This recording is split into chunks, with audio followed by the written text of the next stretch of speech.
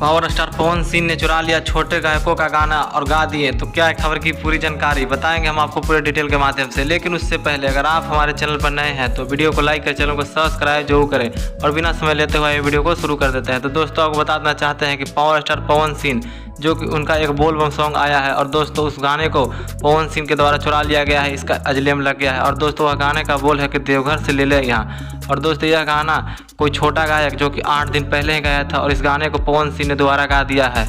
और दोस्तों इस गाने को लेकर पूरा भोजपुरी इंडस्ट्री में मच गया है बवाल। वहीं पर खेसारी लाल यादव के राइटरों का कहना है कि यह गाने का एक तर्ज जो कि पवन सिंह के गाने से मैच कर रहा है और यह उनका कहना है कि यह गाना पूरी तरह से पवन सिंह के द्वारा चुरा लिया गया है। लेकिन दोस्तों अगर सोचने वाली बात यह है कि इस तरह से छोटे गायकों का गाना अगर चोरी होते रहेगा तो कहीं ना कहीं छोटे गायकों के लिए एक संकट की बात है। लेकिन दोस्तों पवन सिंह जैसा स्टार गायक जो कि इस तरह के गाने चुरा रहे हैं, लेकिन पवन सिंह को ऐसा काम नहीं करना चाहिए था।